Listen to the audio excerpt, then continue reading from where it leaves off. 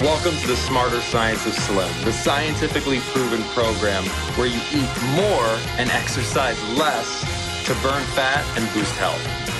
Eat smarter, exercise smarter, live better. I am so ready for that. Lovely listeners, this is Carrie Brown in a beautiful, warm, sunny studio in the heart of Seattle with Mr. Jonathan Bailor. What's up, Carrie? Your pronunciation was exceptional on that introduction. You used many words which would trip most up, but you did not stumble at all. It's the sunshine. Makes me happy. The sunshine makes your pronunciation better? It makes me talk better when I'm happy. You almost proved yourself wrong. I did. Anyway, what are we talking about, kind sir? Well, Madam Carrie, I had the good fortune this morning to author the foreword to a book which quite honestly changed my life. Wow, that must be quite some book if it changed your life. Well, the author gets on my nerves sometimes, but the content of the book is quite good. I'm scared to ask. Well, no, lovely listeners, you definitely know and hopefully have purchased and very much enjoyed Carrie Brown's first book, which is called Eat Desserts First, Ice Creams. And I had the great opportunity to write a foreword for her second book, which is called Something. Something and then soups. Something and then soups. So yes, it is about soups, but what is amazing about this book is, so before Carrie turns it into book format, she explained the premise to me, and I say this not an exaggeration. After understanding what Carrie was doing and creating my lazy person version of it, it has literally changed the way I eat. And I mean, I'm a little weird, so when something fundamentally changes the way I eat, it's noteworthy. So I am so excited about this work. Carrie, how did you come to create this? Well, I asked my lovely Facebook followers what they wanted me to focus on next after I'd knocked out the ice cream book. And the resounding response was vegetables. Help us eat more vegetables. Give us new ways to eat vegetables. We need more vegetables. Veggies. That was there were requests for other things too, but the most frequent response was, we know we need to eat more veggies. Help us do that. And I guess in my mind, there's 4 ways to maximize your veggies. That would be smoothies, salads, vegetable sides, and soups. And since it is just the start of fall here, kind of heading into soup season in the Northern Hemisphere, that seemed like the most fitting option to work on first. So soups it was. And this is for the thing that blew my mind about this, and Carrie will get into this more in the show, but I'm a fan of the Vitamix and just blending stuff up, and I'm green smoothie king. And I cannot believe how much more value the Vitamix could add to my life when I started thinking of it as a way to create soups, which I know, they market it that way. Any good blender is marketed that way. But I never really believed it. I don't know why. But literally for the past 2 weeks, for at least 10 meals a week, I have been eating a variant of these soups. And that's what I'm saying. It's literally changed my life, because not only are they extremely sane and vegetable packed, they are delicious. And even for me, number one vegetable fan in the whole world, or at least up there, sometimes vegetables were a necessary evil. That is not at all the case with these soups. Well, thank you. You're very kind. I must say, as an aside, that I was at Jonathan's house recently, and he opened his fridge, And I was very humbled and very honored to see that the insides just screamed Carrie Brown. There was Carrie Brown soup, this soup, that soup, the other soup. The freezer was full of Carrie Brown soups. There was just Carrie Brown soups everywhere, because I've been coming over quite frequently, and every time I come over, I tend to bring 1 or 2 or 3 soups for Jonathan and Angela to taste test for me. And as a result of that, Jonathan's gone soup crazy. Soup crazy. Well, and I will let Carrie talk more about her actual soups and what you can find in the book, because it's just amazing. But for all of the assemblers, all my fellow assemblers out there, I mean, again, Carrie will shudder when she hears this, but I saw these soups as a inspiration point, and have the thing that is so transformative for me is the way I've thought of these soups. And again, Carrie, I'm sorry, I'm gonna. These are not Carrie soups. Now, this is Jonathan Bailor's assembled variants of Carrie soups. So for those non-assemblers out there, please don't let this sour you on Carrie's spectacular soups. But what I found is that, so you get a wonderful whole food, healing, hormonally beneficial fat, like a coconut cream or just coconut. You puree it. You then add in non-starchy vegetables, Vitamixed up. You then add seasoning, and then you add the protein of your choice and forms of protein that are otherwise difficult to consume but are nutritionally amazing, are especially amazing in these soups. One example are mollusks. Ah, the lovely clam and his brethren. Clam, oysters. I mean, it's generally hard to sit down and eat a bowl of clams. Like, what's for dinner? Clams. Nothing surprises me with you, Mr. Bailor. but I have almost like a little Mongolian grill going in my house, because it's like I have these various bases for the soups, and then I'll have some chicken or some salmon or some tuna or some clams or some oysters, and then just vary that up. And being an engineer at heart, it's like, wow, I have 16 different combinations if I just make these 2 things. And it is super convenient and super delicious. But now Carrie will tell you about the non-lame way to make the soups. The non-lame way. However, be assured, lovely listeners, that these soups are all fast. None of them are complicated. They're very simple. They're very easy. They're very fast. And from what I've heard, they all taste fantastic. So I'm very, very, very excited for you to have all these recipes. There's 40 brand new recipes in total, and the book will be out very soon. In fact, by the time you hear this, I expect it will be out. Yes, absolutely. And the one disclaimer I will give, and Carrie, correct me if I'm wrong, and I have a little bit of color commentary about this as well. If you do not yet own a Vitamix, and again, neither Carrie nor I work for the Vitamix Corporation, correct me if I'm wrong, but having a Vitamix is basically required to create these. Is that fair? No? It's not required. It's not required, okay. You'll get a better, faster result. Okay. And it'll probably be easier.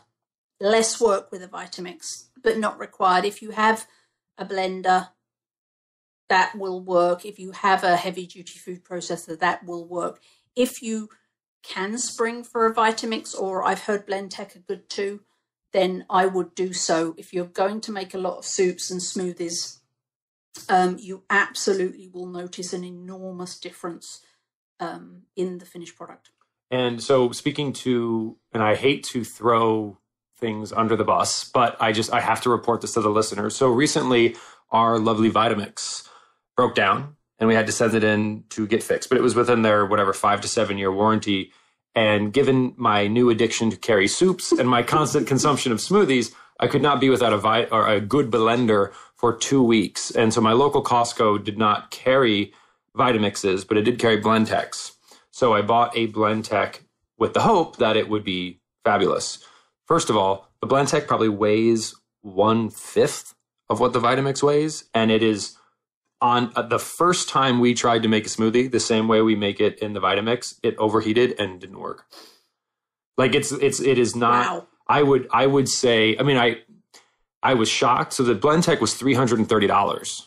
That's an I mean, you can get, I think you can get the refurbished Vitamix that I use for the same amount. And it was just, it has a computer in it and it has automatic settings. But personally, folks, especially like the green smoothies, there were some folks like, you know, my mom and dad, they're just like, I'm not going to make green smoothies. It just doesn't appeal to them, but they'll eat soups. So if there was not enough reason to invest in a Vitamix, which remember, given the warranty, breaks down to about $50 a year, do it. It will so simplify your life, especially with the advent of these SANE soups. Yes, if you can, I would definitely do it. However, don't bankrupt yourself in order to do so. If you have a blender, you can make it work. I just think you will get a better result. You will get that result faster, and it will be easier working with a Vitamix than not. And Carrie, again, we'll get into more of the details here, but just to really illustrate how compelling this is. So oftentimes people say, you know, the vegetables, they're just, like, I mean, you can swap them in for the starch, you can serve things on top of them, you can have salads, but a lot of people, no matter what, will perceive the vegetables as okay, how are we going to get vegetables into this? Like, we still have to do the vegetables. I mean, they get the fat, they get the protein, that's easy breezy, but the vegetables is like, really? And that's a great point, because that's why these soups are magical, because they don't look like vegetables, and they don't taste like vegetables, and you can eat a whole lot more vegetables in soup form than you can in whole form. And so on top of the fact that these soups are probably about the most nutritious meal that you can get, there's all these other benefits. You don't feel like you've spent all day eating vegetables, even though you actually have. And soups, Jonathan and I were talking about this just before we started here, that soups are just so comforting, even though they don't have any of the traditional comfort foods, you know, like potatoes or starch, pastas, rice. They are incredibly comforting. So you kind of get everything. Soup is just magical. And just for the folks who may, like, I personally didn't. So if you just think, okay, they're just going to blend vegetables up in the Vitamix, it's basically just a smoothie. So there's two big distinctions. And it's shocking to me that I didn't realize this earlier, considering how long I've been living this lifestyle. But one, adding whole food fats to vegetables and I'm just going to say in the Vitamix because it's worked so well for me, is transformative. Like when you use a coconut milk or even just coconut flakes and you puree or you completely liquefy them using the Vitamix, and I do believe you need a Vitamix to do that, otherwise you're going to get chunky nonsense. That gives you a creamy-like base that if someone told you there was no dairy in what you're eating, not to throw dairy under the bus, but if someone told you there's no dairy in what you're eating, you would not believe them. And it doesn't taste like coconut. It just tastes like a creamy, like a broccoli cream soup or a clam chowder. Just anytime you've had these creamy things, and then you come to find out that you're basically eating coconut with mushrooms and onions, you're like, wait, what? And you just, I promise you, you will not actually believe you're eating what you're eating. And also the quantity of vegetables you'll consume, like 10 servings of non-starchy vegetables, you will accidentally consume 4 to 6 servings of non-starchy vegetables per bowl of this stuff easily. And I'm English, so bragging does not come naturally to me, and it embarrasses me. But when I was taste testing these soups with Jonathan and Angela, but also for other people, when they tasted them, they would have sworn that they were regular soups with all the typical soupy milk and starch and potato, and they simply do not taste like they are pretty much 100% vegetable. They just don't. Yeah. They don't have the consistency. They don't have the texture. They don't have the mouthfeel. They just, They taste like, I don't want to say the real thing, but you know what I mean. They taste like all your favorite soups, but they are 100% nutrition powerhouses of sanity. And that's really the key thing is I've gotten some feedback that it's great that we have SANE versions of ice cream, and it's great that we have SANE versions of cookies and cakes and biscuits and yada, yada, yada. But I have gotten emails from some people saying, okay, like, got it, but I really want to be sane. Like, I don't really just want to be not insane, and I want to be sane. If you want to be sane, like I want to be really sane, right? I have very, very hardcore goals. Being able to integrate even the diversity of non-starchy vegetables, because, for example, I really struggled to eat a diversity of non-starchy vegetables. I would eat plenty of greens because I could make those in smoothies. But when it came to mushrooms or just different, just a variety of vegetables, I think the thing that I like the most about these soups, Carrie, is that once people get the hang of it, not only can they enjoy your recipes, but they'll start to see just, again, the flexibility, and they'll start to do experimentations on their own and maybe even find their own recipes. I tried very hard. I was very conscious of trying to include as many varieties of vegetables as I could. I'd stand in the produce department and go, what haven't I used yet? The other thing I think is that that there'll be vegetables that you haven't tried. Please try them. Just try them once, and I think you'll love them. And also vegetables that you think you hate or think that you don't like, don't be afraid of them. Try them in these soups, because I promise you they taste absolutely nothing like any vegetable you've tasted before. And I think Jonathan's nodding, so I think he agrees. But I've tried very hard to get a huge range of vegetables in. There's no base that is the same for all of them. They're all completely different, because it is important to not just eat spinach. It's very important to get a variety and a range of vegetables in there.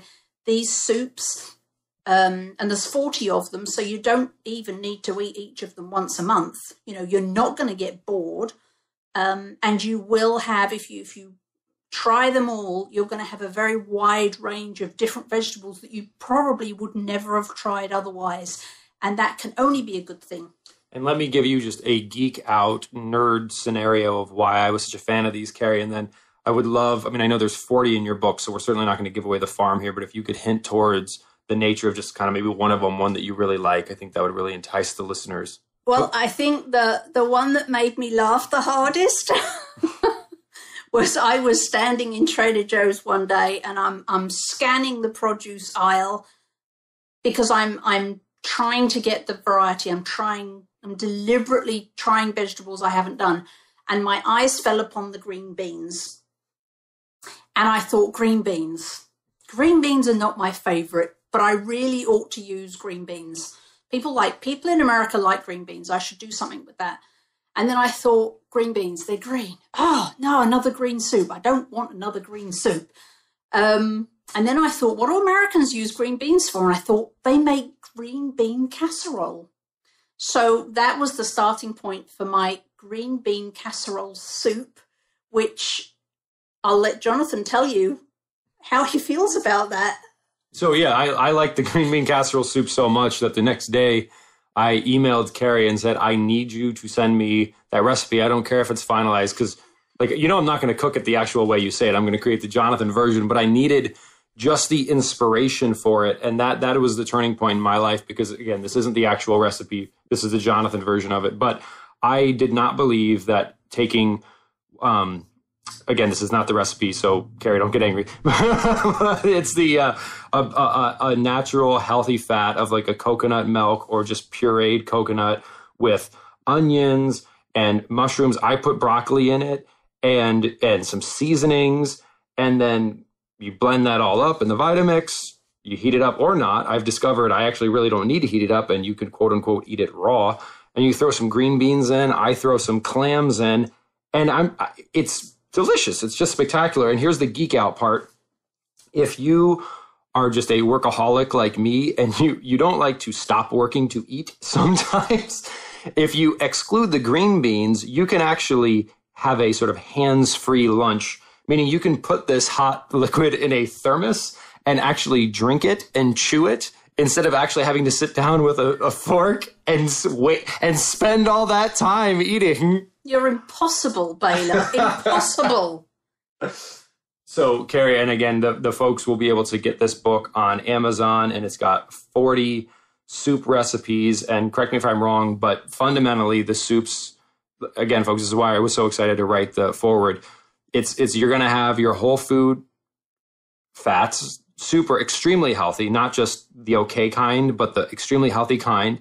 Then you're going to have your 5-star non-starchy vegetables, and then you can add protein that is so nutrient dense, it's actually hard to eat otherwise because it just takes on the flavor of the soup. That's like it is literally, that is the perfect SANE meal. And it's convenient, and it's portable, and it's freezable, and you can cook it in bulk, and you can be a geek and not have to worry about using silverware if you just want to work while you eat. You leave me speechless sometimes. I have to go back to my green bean casserole soup for a minute because the lovely ladies that taste tested it for me, apart from Jonathan and Angela, I'm included in the lovely ladies that taste tested it for you. Were so thrilled with this soup. And then I told them how fast and easy it was to make. And they said they are abandoning green bean casserole at Thanksgiving this year. They are doing my green bean casserole soup instead because it's far more nutritious. It's just as easy to make and it tastes better. So absolutely, listeners, there are very few things in my life that have dramatically changed the way that I personally eat.